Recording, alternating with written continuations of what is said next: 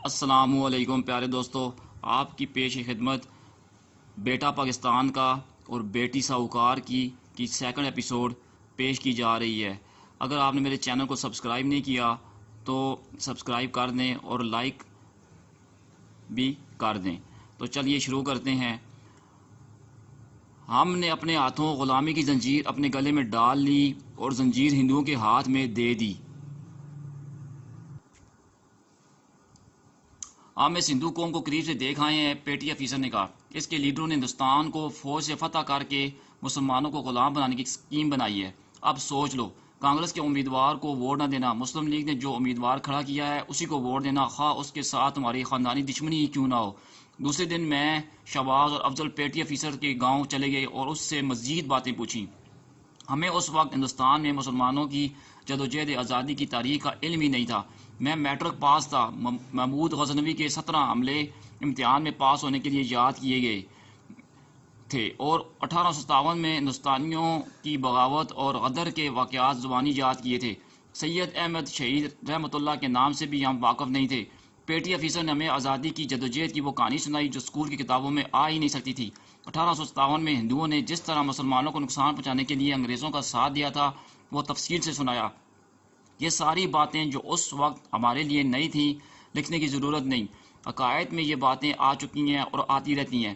ویسے بھی میری کہانیوں میں جن کے کردار کتے ہی ہوتے ہیں، آپ کو آزادی کے لیے جہاد اور تحریک پاکستان کی باتیں اچھی نہیں لگیں گی۔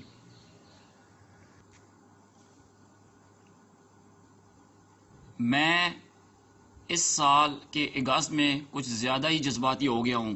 اس کی وجہ تو بڑھاپا ہو سکتا ہے، اپنے جذبات پر قابو پانے کی ہمت نہیں رہی، اور دوسری وجہ یہ ہے کہ پاکستان ذلت و رسوائی، تنگ دستی اور جگ ہنسائی اور بے ایمانی کے اس درجے تک پہنچ گیا ہے جہاں سے اللہ کا خاص کرم ہی واپس لا سکتا ہے۔ یہ تباہی دیکھتے ہی دیکھتے ہم اتنے مایوس اور پریشان ہو جاتے ہیں کہ وہ وقت یاد آ جاتا ہے جو ہندوستان کے مسلمان اس ملک کو حاصل کرنے کے لیے جدوجہد کر رہے تھے۔ آج میری اپنی جذباتی حالت ایسی ہو رہی ہے کہ ذہن 1946-47 کے دور میں چلا گیا ہے۔ لوگوں نے بے دریغ قربانیاں دی تھیں، ان کے مقابلے میں میں نے اور میرے دوستوں نے کچھ بھی نہیں کیا تھا۔ میں وہی سناتا ہوں جو ہم سے ہو سکا تھا۔ الطاف کو ایک ہندو لڑکی نے اپنے جال میں لے لیا تھا اور 700-800 ووٹ اس کے ساتھ اس جال میں آ گئے تھے۔ ہم نے اسی جال کو توڑنا تھا۔ میں سنا رہا تھا کہ ہم نے اس لڑکی کی اغوا کی یا اس کے باپ کے قتل کی اسکیم تو بنا لی تھی، لیکن ہم تینوں دوست ڈر رہے تھے کہ کیونکہ ہم نے ایسی واردات کبھی نہیں کی تھی۔ ہم نے دونوں وارداتیں ایک ہی بار نہیں کرنی تھیں۔ پہلے لڑکی کو اغوا کرنا تھا، اگر یہ واردات ناکام ہو جاتی تو اس کے باپ کو قتل کرنا تھا۔ ہمارے دلوں میں ڈر موجود رہا۔ خداوند تعالیٰ نے پیٹی آفیسر اور حوالدار کو بھیج دیا۔ انہوں نے ہمیں ہندوؤں کے جو مسلم کش قصے سنائے، اس سے ہمارا حوصلہ مضبوط ہو گیا۔ ہمارا یہ ارادہ بھی مضبوط ہو گیا کہ اس ہندو ساہوکار کے منصوبے کو ختم کرنے کے لیے ہم اپنی جانیں بازی پر لگا دیں گے۔ ہم نے اس رات کارروائی کرنی تھی۔ سورج غروب ہونے کے بعد اندھیرا ہو گیا تو ہم تینوں دوست اپنی اپنی گھوڑیوں پر سوار ہوئے اور گاؤں سے نکل گئے۔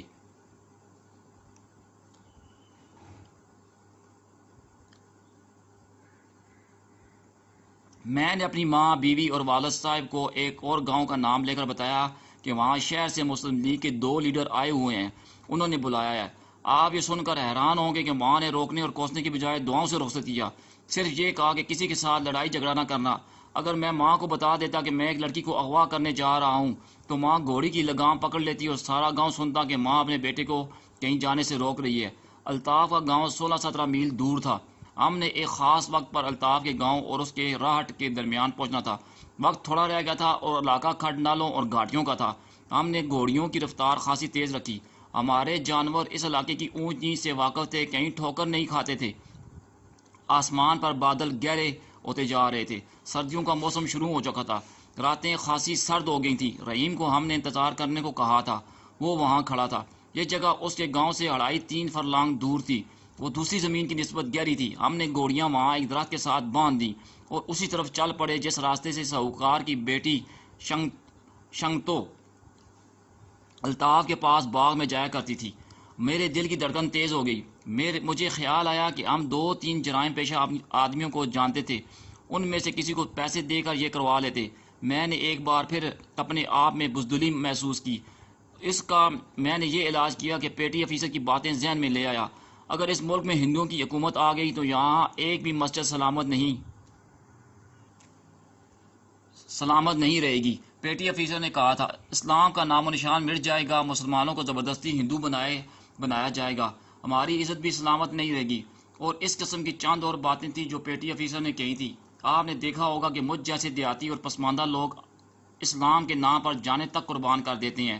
زیادہ علم و فضل والے اور یونیورسٹیوں کی ڈگریوں والے ذرا سوچ سمجھ کر قدم اٹھاتے ہیں۔ میں نے پیٹی آفیسر کی باتوں کو اپنے ذہن میں تازہ کیا تو میرا حوصلہ جو ذرا کمزور پڑ گیا تھا پھر مضبوط ہو گیا اور ہم آگے بڑھتے گئے۔ اس کے ساتھ ہی فوار پڑنے لگی جو ذرا تیز ہو گئی تھی۔ سردیوں کی بارش ایسی ہی ہوا کرتی تھی جو کئی دن بند نہیں ہوتی تھی۔ ہمیں افسوس یہ ہوا کہ ہم جس کام کے لیے گئے تھے وہ چوپٹ ہو رہا تھا۔ ہم پھر بھی اس جگہ پہنچ گئے جہاں ہم نے اپنے شکار پر چپڑنا تھا۔ ہم نے یہ فیصلہ پہلے کر لیا تھا کہ لڑکی کو کون پکڑے گا۔ یہ کام میں نے اپنے ذمہ لیا تھا، لیکن افضل نے کہا تھا کہ یہ کام وہ کرے گا۔ آخر فیصلہ ہوا کہ لڑکی کو رحیم پکڑے گا۔ رحیم چھپ کر بیٹھ گیا اور ہم تینوں دوست وہاں سے ہٹ آئے اور ایک کھڑ میں بیٹھ گئے۔ فوار اور تیز نہ ہوئی لیکن کم بھی نہ ہوئی۔ وہ موسم ابھی سردیوں کی بارش کا نہیں تھا۔ ہمیں امید تھی کہ فوار رک جائے گی۔ بارشوں نے 15-20 دنوں بعد شروع ہونا تھا۔ اس زمانے میں موسم باقاعدہ ہوتے تھے۔ سب کو معلوم ہوتا تھا کہ یہ دن آندھیوں کے ہیں۔ آندھیاں ضرور آتی تھیں۔ موسم سرما کی بارش اپنے مخصوص دنوں میں ضرور آتی تھی۔ آج کل انسانوں کی طرح موسموں کا بھی کوئی اعتبار نہیں رہا۔ محکمہ موسمیات پیش گوئی کرتا ہے کہ آئندہ 24 گھنٹوں میں فلاں جگہ بارش ہوگی۔ اس پیشن گوئی کا نتیجہ یہ ہوتا ہے کہ آسمان پر جو تھوڑے سے بادل نظر آتے ہیں وہ بھی اڑ جاتے ہیں۔ رحیم اس جگہ سے اٹھ آیا اور ہمارے پاس آ کر کہنے لگا کہ آج کام ہوتا نظر نہیں آتا۔ کیا تم نے الطاف کو راٹ پر جاتے دیکھا تھا؟ میں نے رحیم سے پوچھا۔ ہاں بھائی، رحیم نے جواب دیا، وہ اپنے معمول کے مطابق راٹ پر چلا گیا ہے اور وہیں ہے۔ لڑکی اس بوندا باندی میں گھر سے نہیں نکلے گی، انتظار کر لیتے ہیں۔ راجہ شہباز خان نے کہا، یہ تو ہلکی پھوار ہے، ہو سکتا ہے وہ آ جائے۔ رحیم اپنی جگہ جا کر بیٹھ گیا۔ میں نے اپنے اوپر کمبل لیے ہوئے تھے جو بھیگتے جا رہے تھے۔ ہماری گھوڑیاں ایک درخت کے نیچے کھڑی تھیں، اس لیے وہ فوار سے محفوظ تھیں۔ میرے اندازے کے مطابق ہم 1.5 گھنٹہ وہاں انتظار کرتے رہے، لڑکی نہ آئی۔ کچھ وقت اور گزرا تو رحیم پھر ہمارے پاس آ گیا۔ اب نہیں آئے گی، رحیم نے کہا، اس کا وقت گزر گیا ہے، کچھ دیر اور انتظار کر لیتے ہیں۔ میں نے کہا، اتنی دور سے آنا جانا آسان تو نہیں، ہو سکتا ہے آج ہی ہمارا کام ہو جائے۔ رحیم پھر اپنی جگہ چلا گیا اور 2-4 منٹ بعد ہی واپس آ گیا۔ آتے ہی کہنے لگا، سر نیچے کر لو، الطاف واپس آ رہا ہے۔ ہم جہاں چھپے ہوئے تھے وہ جگہ ایک کھڈ تھا۔ راستہ ہمارے قریب سے گزرتا تھا جو چند گزوں کی بلندی پر تھا۔ رحیم بھی ہمارے قریب آ کر بیٹھ گیا۔ اس کھڈ کے کنارے پر آگ کے 2-3 پودے اور 2-3 جھاڑیاں تھیں۔ یہ ہمارے لیے بڑی اچھی اوٹ تھی۔ تھوڑی دیر گزری ہوگی کہ ہمیں ہلکی سی کھانسی کی آواز آئی۔ رات تو چاندنی تھی لیکن بادلوں کی وجہ سے روشنی بہت کم ہو گئی تھی۔ پھر بھی دور سے گزرتا ہوا آدمی سائے کی طرح نظر آ جاتا تھا۔ ہمیں الطاف گزرتا ہوا نظر آیا۔ وہ راہٹ کی طرف سے آ رہا تھا اور اپنے گھر جا رہا تھا۔ اب تو لڑکی کے آنے کا امکان ختم ہی ہو گیا تھا۔ الطاف جب گاؤں میں داخل ہو گیا تو ہم اپنی گھوڑیوں کی طرف چلے گئے۔ رحیم وہاں تک ہمارے ساتھ آیا اور ہم رخصت ہو گئے۔ ہم جب اپنے گاؤں میں داخل ہوئے تو فوار بھی ختم ہو گئی۔ اپنے گھر جا کر گھر والوں سے کچھ جھوٹ بولے اور سو گئے۔ اگلی رات اسی وقت ہم پھر گھروں میں پہلے سے طے کیا ہوا ایک جھوٹ بول کر الطاف کے گاؤں کو روانہ ہو گئے اور اسی جگہ پہنچے جہاں ہم نے گزشتہ رات گھوڑیاں چھوڑی تھیں۔ رحیم وہاں پہلے سے موجود تھا۔ ہم اسی کھڈ میں جا بیٹھے۔ رحیم نے ہمیں بتایا تھا کہ الطاف راٹ پر چلا گیا ہے۔ رحیم راٹ کی طرف جانے والے راستے میں چھپ کر بیٹھ گیا۔ اس رات موسم بالکل صاف تھا، چاندنی بہت ہی صاف تھی۔ رحیم ابھی چھپا ہی تھا کہ لڑکی آتی ہوئی نظر آئی۔ وہ ہم سے دور نہیں تھی۔ حسب معمول میرے دل کے دھڑکنے کی رفتار تیز ہو گئی۔ مجھے یقین تھا کہ رحیم لڑکی کو پکڑ لے گا، لیکن یہ ڈر یہ تھا کہ لڑکی نے اگر چیخ مار دی تو خطرہ پیدا ہو جائے گا۔ رات کے سناٹے میں اور دیہاتی علاقے میں رات کی چیخ بڑی دور تک سنائی دیتی ہے۔ لڑکی رحیم کے قریب سے گزری۔ میں کچھ حیران ہوا کہ یہ لڑکی کتنی دلیر ہے کہ رات کے وقت سنسان علاقے میں سے ایک غیر آدمی کے پاس جا رہی ہے۔ میں حیران اس کے باپ پر بھی ہوا کہ باپ ہوتے ہوئے وہ اپنی بیٹی کو کس طرح استعمال کر رہا ہے۔ مجھے پیٹی آفیسر کی بات یاد آئی۔ اس نے کہا تھا کہ ہندو مسلمانوں کو نقصان پہنچانے کے لیے اس سے بھی زیادہ بغیرتی کی حرکتیں کر گزرتے ہیں۔ پیٹی آفیسر نے پنڈت چانکیا کا نام لیا تھا جسے ہندو اپنا اوتار مانتے تھے۔ اس نے بتایا تھا کہ پنڈت چانکیا نے ہندوؤں کو جو اصول بتائے ہیں ان میں سے ایک یہ بھی ہے کہ اگر تمہارا دشمن تم پر اچانک آ پڑے اور تم بھاگ نہ سکو تو اپنی بیوی کو دشمن کے حوالے کرو اور اپنی جان بچاؤ۔ لڑکی جوں ہی رحیم کے قریب سے گزر کر ایک دو قدم آگے گئی، رحیم نے اٹھ کر پیچھے سے اس کے اوپر کھیس پھینکا، ایک ہاتھ اس کے منہ پر رکھا اور دوسرا بازو پیچھے سے اس کے پیٹ اور کمر کے گرد لپیٹ کر اسے گھسیٹ لیا۔ وہ تقریباً 2 گز بلندی پر تھی جس کی ڈھلان تھی۔ رحیم اسے نیچے گھسیٹ لایا۔ ہم اٹھ کھڑے ہوئے، ہم نے اپنے چہرے پگڑیوں میں چھپا لیے تھے۔ ہم تینوں کے پاس کلاڑیاں تھیں جن کے دستے رنگدار اور پھل چاندی کی طرح چمکتے تھے۔ منہ سے آواز نہ نکالنا، شکنتو۔ ہم میں سے معلوم نہیں کس نے کہا، کلاڑی سے گردن کاٹ دیں گے، چپ چاپ ہمارے ساتھ چلی چلو۔ رحیم نے اسے چھوڑ دیا اور اس کے منہ سے بھی ہاتھ ہٹا دیا۔ اس نے لڑکی کے اوپر پڑا ہوا کمبل اس طرح کر دیا جس طرح سردی میں کمبل لیا جاتا ہے۔ لڑکی ذرا سی بولی تو اسے ڈانٹ کر چپ کرا دیا گیا۔ رحیم نے اسے آگے کو دھکیلا اور ہم چاروں اس کے پیچھے چل پڑے۔ وہ رو رہی تھی، مڑ مڑ کر ہماری طرف دیکھتی تھی اور رحیم اس سے ہلکا سا دھکا دے دیتا تھا۔ ہم اسے تقریباً 3 فرلانگ دور لے گئے اور ایک ایسی جگہ قریب کھڑے 2 درختوں کے نیچے لے گئے جو وہاں کی زمین سے کچھ نیچے تھی۔ اسے اپنے سامنے کھڑا کر لیا۔ وہ کانپ اور رو رہی تھی۔ مجھے گھر لے چلو، اس نے روتے ہوئے کہا۔ میں تمہیں باپو سے جتنے پیسے لوگے دلا دوں گی۔ ہمیں پیسے نہیں چاہیے، افضل نے کہا۔ مجھے کہیں اور لے جاؤ گے؟ نہیں، افضل نے اسے کہا، یہیں سے چھوڑ دیں گے، شرط یہ ہے کہ ہماری بات مان لینا۔ مان لوں گی، اس نے کہا، لیکن تم 4 آدمی ہو اور میں۔ وہ غلط سمجھ رہی تھی۔ ہم نے اس کی یہ غلط فہمی دور کر دی۔ اس پر جو دہشت طاری تھی وہ میں بیان نہیں کر سکتا۔ تصور میں لائیں 4 جوان آدمی، چہرے پگڑیوں میں چھپے ہوئے اور ہاتھوں میں چمکتی ہوئی کلاڑیاں، اور وہ نوجوان اور خوبصورت لڑکی۔ اس کا تو کھڑے کھڑے دم نکل جانا چاہیے تھا۔ وہ بہت ہی خوبصورت لڑکی تھی۔ ہم تمہیں اس غرض سے یہاں نہیں لائے جس غرض سے تم الطاف کے پاس جایا کرتی ہو، میں نے اسے کہا۔ ہم تم سے کوئی اور بات منوانا چاہتے ہیں۔ تم جو کہو گے مانوں گی۔ اس نے میری بات پوری نہ ہونے دی، کہنے لگی، مجھے چھوڑ دینا۔ بات یہ ہے، میں نے کہا، آج رات کے بعد تمہارا الطاف کے ساتھ تعلق ختم۔ تم اس سے نہیں ملو گی۔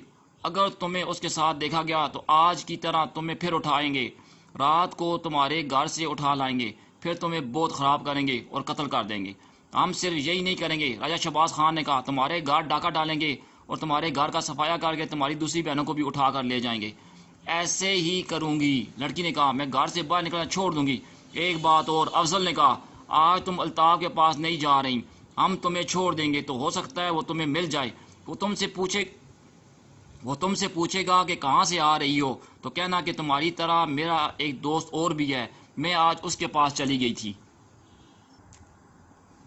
وہ تو مجھے مارے گا، لڑکی نے کہا، تم مار کھا لینا یا بھاگ جانا۔ میں نے کہا، یہ نہ بتانا کہ تمہیں اٹھایا گیا تھا، یہ ہماری سکیم کا ایک حصہ تھا۔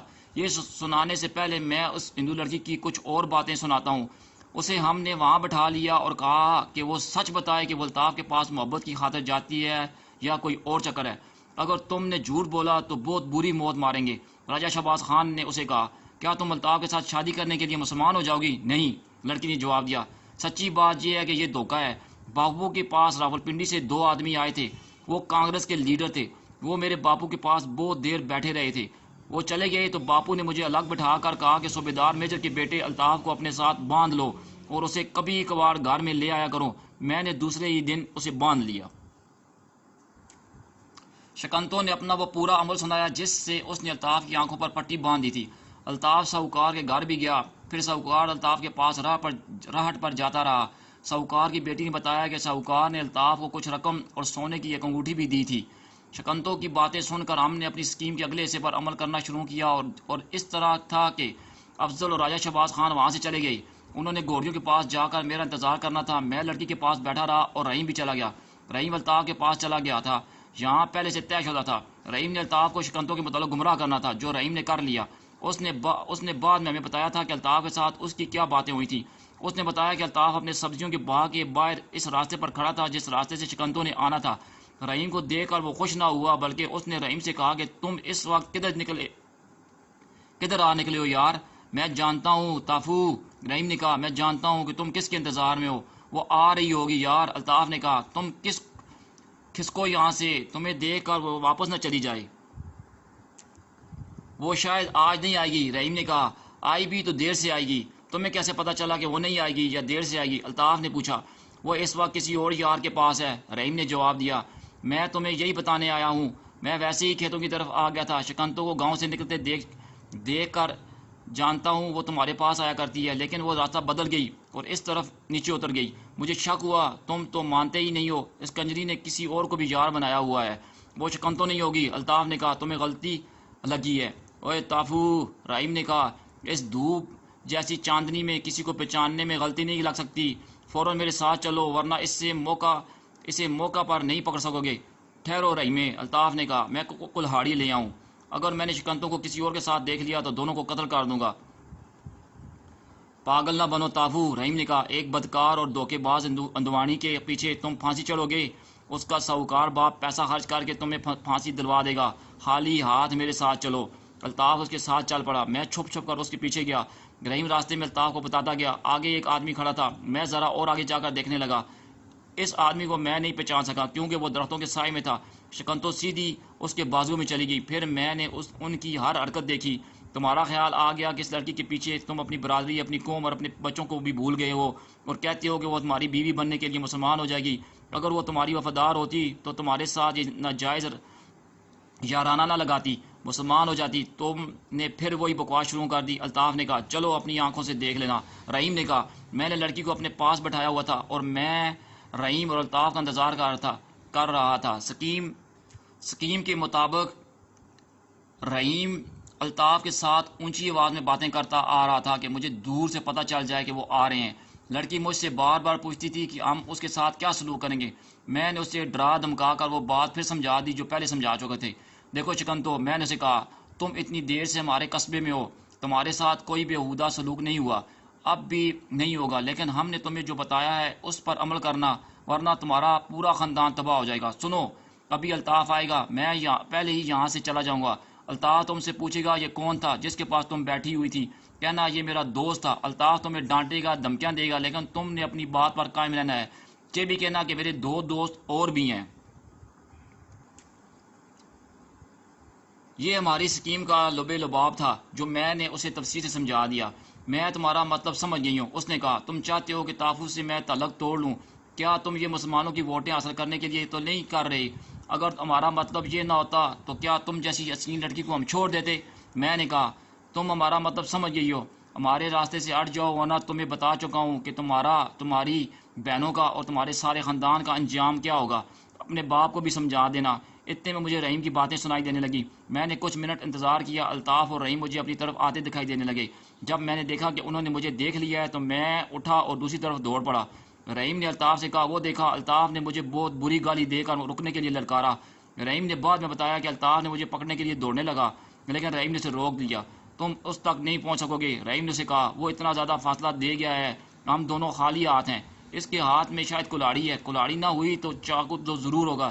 یہی وجہ تھی کہ رحیم نے الطاف کے ساتھ ریٹ سے چلتے کلاڑی نہیں اٹھانے دی، اسے تو معلوم تھا کہ یہ میں ہوں۔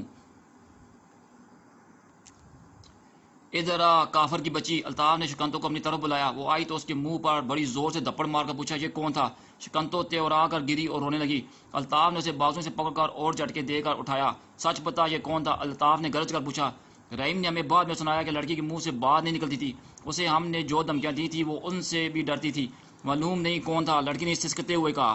الطاف اسے ایک اور دھپڑ مارنے لگا تو رحیم نے آگے ہو گیا، عورت ذات پر ہاتھ نہ اٹھاؤ الطافو، رحیم نے کہا، تم نے دیکھ لیا ہے یہ اس یار کے پاس بیٹھی تھی، میں جانتا ہوں اس کے دو یار اور بھی ہیں۔ الطاف تو غصے سے باولا ہوا جا رہا تھا اور رحیم اس پر قابو پانے کی کوشش کر رہا تھا، اگر رحیم اسے چھوڑ دیتا تو وہ لڑکی کا گلا گھونٹ دیتا۔ لڑکی کو پتہ نہ چل سکا کہ رحیم ان چار آدمیوں میں سے تھا جنہوں نے پگڑیوں میں چہرے چھپائے ہوئے تھے، نہ اسے یہ معلوم ہو سکتا تھا اس چہرے کو شکنتو پہچانتی تھی، یہ اس کے گاؤں کا آدمی تھا۔ کیا تمہارے تعلقات دو اور آدمیوں کے ساتھ بھی ہیں؟ الطاف نے شکنتو سے پوچھا۔ شکنتو نے سر ہلایا، جس کا مطلب تھا کہ اس کے تعلقات دو اور آدمیوں کے ساتھ ہیں۔ اب میری بات سن شکنتو، رحیم نے اسے کہا، اگر میں تافو کو ڈھیلا چھوڑ دوں تو یہ تمہارا گلا دبا دے، میں جو پوچھوں گا اس کا ٹھیک جواب دینا۔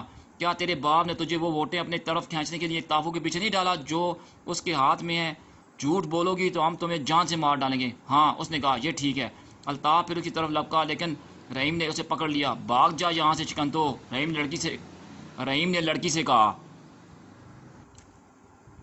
لڑکی بہت تیز دوڑ پڑی۔ الطاف کو رحیم نے بڑی مشکل سے اپنے قابو میں رکھا۔ ادھر میں، افضل اور راجہ شہباز خان اپنی گھوڑیوں پر سوار ہو کر بہت دور نکل آئے۔ ہمیں خطرہ نظر آ رہا تھا کہ ہمارے ڈرامے کا بانڈا پھوٹ گیا تو رحیم کے لیے بہت مشکل پیدا ہو جائے گی۔ ہم رحیم کے لیے پریشان تھے۔ اگلے روز رحیم ہمارے گاؤں آ گیا۔ اس کی باتیں سن کر ہمیں تسلی ہوئی۔ اس نے بتایا کہ الطاف تو جیسے سچ مچ پاگل ہو گیا تھا۔ کبھی کہتا تھا وہ اس لڑکی کو نہیں چھوڑے گا جو اسے دھوکہ دیتی رہی، اور کبھی کہتا تھا کہ وہ لڑکی کے باپ کو قتل کر دے گا۔ رحیم نے الطاف کو گاؤں کے ایک جوان آدمی کا نام بتایا کہ اس کے ساتھ بھی شکنتوں کا یارانہ ہے۔ اگلی صبح ہی سویرے سویرے رحیم اس آدمی کو الطاف کے پاس لے گیا۔ اس آدمی کو رحیم نے جھوٹ بولنے کے لیے تیار کیا ہوا تھا۔ طافو کو شکنتوں کی اصلیت بتاؤ،